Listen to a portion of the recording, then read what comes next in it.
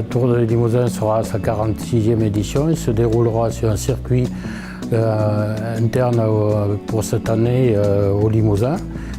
Sortira très peu de ses frontières. Il va se dérouler sur 715 km. Il va traverser 115 communes et c'est une épreuve qui est ouverte, qui est inscrite au calendrier UCI, donc qui correspond aux équipes Vol Tour, première division, Continental Pro, deuxième division, Continental, troisième division. Pour la première étape, il s'agira de partir en parc traditionnellement de Limoges pour nous rendre cette année à Rochechouart, où nous traverserons uniquement la Haute-Vienne par le sud pour arriver sur Rochechouart. Elle fera 167 km et les principales difficultés, on a une côte après quelques 60 km qui est à Saint-Nicolas-Courbefuy et puis un final très escarpé avec la montée du chemin neuf à quelques encablures de l'arrivée qui sera pour le premier passage classé d'ailleurs à MG et qui après par la suite un circuit de 45 à 50 km pour revenir par cette même côte pour l'arrivée, où sera jugée l'arrivée. Cette côte, je la connais très bien puisque de nombreuses épreuves se sont déroulées sur ce circuit. Elle a un très fort pourcentage, elle est courte, elle fait que 800 mètres, mais le pourcentage est très court. C'est une petite route, c'est enlacé. Il faut être debout sur les pédales, sinon on recule. Donc voilà, c'est quelque chose qui doit avoisiner les 15%, 15 à 17% par certaines parties. Et elle n'est pas facile à négocier. C'est une côte aussi où se masse beaucoup de public. Et donc, ce qui la rend très difficile, comme vous pouvez le voir dans l'école, où il faut passer à travers la foule pour se rendre vers l'arrivée qui sera distante de 150 mètres après être sorti de cette côte.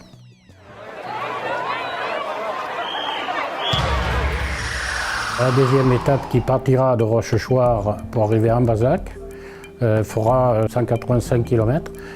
C'est une étape qui sera nerveuse également, comme la veille, parce qu'il y a quelques sites qui permettent une belle bagarre où je pense que quelques coureurs peuvent s'exprimer sur la durée, mais je ne pense pas qu'il y ait d'échappées qui permettent de la décision du tour. Nous ne le souhaitons pas non plus. Mais le final avec la côte du Bois des Échelles peut être décisif pour la victoire d'étape. Cette côte des Bois des Échelles qui sera à quelques kilomètres de l'arrivée, c'est quelque chose, là par contre nous allons faire une côte qui fait minimum 3 km et qui peut être décisive. Elle a plusieurs lacets avec des virages très prononcés et il faut redémarrer à zéro. Donc voilà, c'est quelque chose qui peut permettre une première sélection. Après cette côte, donc, où des coureurs peuvent se dégager, la route ne permet pas de voir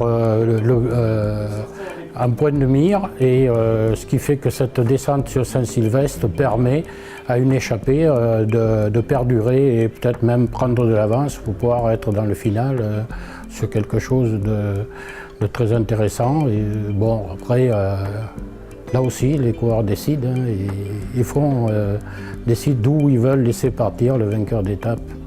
Il faudra être très costaud sur cette étape, sur ce final.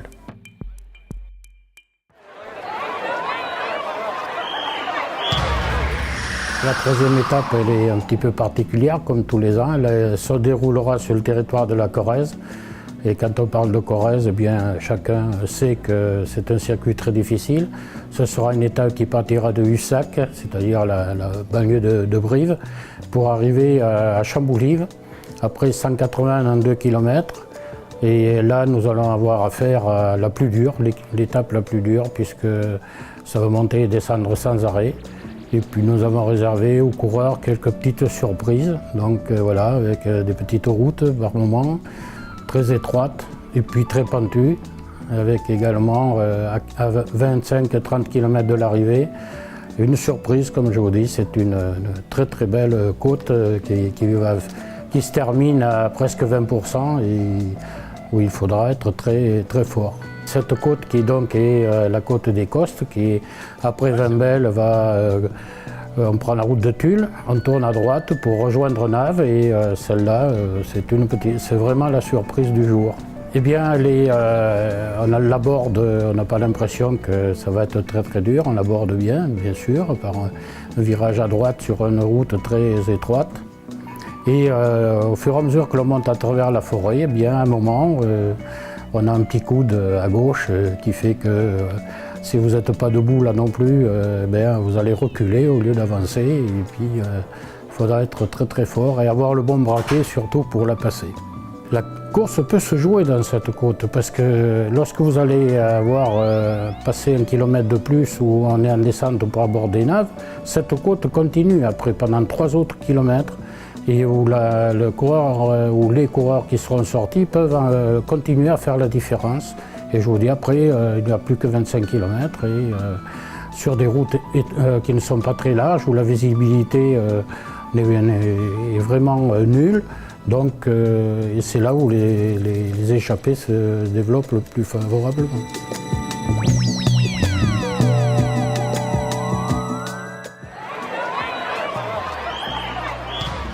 Nous allons sur cette 4e étape partir de Bourganeuf pour aller vers le Vassivière, un site que nous aimons bien, Vassivière, et pour se terminer après avoir traversé une partie de la Creuse et une partie de la Haute-Vienne sur le circuit final de Beaublanc à Limoges. Avec la 4e, j'espère qu'elle sera de la même valeur que celle de l'année dernière, où le tour s'était décidé sur le dernier tour autour de Beaublanc, où les écarts, s'ils sont faibles, ça peut se jouer à n'importe quel moment. Et je crois que si nous partons très fort pour aller vers Vassivière, où ça monte depuis Bourganeuf, où ça monte sans arrêt, après on va avoir un grand replat ou même en descente, pour terminer sur un circuit à Beaublanc qui est très très exigeant et où la course peut se jouer à tout moment. Le Tour Limousin est toujours pour quelqu'un de très costaud qui prépare sa fin de saison souvent et qui vient là pour s'étalonner après avoir pris du repos quelquefois après le Tour de France et puis qui redémarre. Mais c'est toujours quelqu'un de très très fort, oui.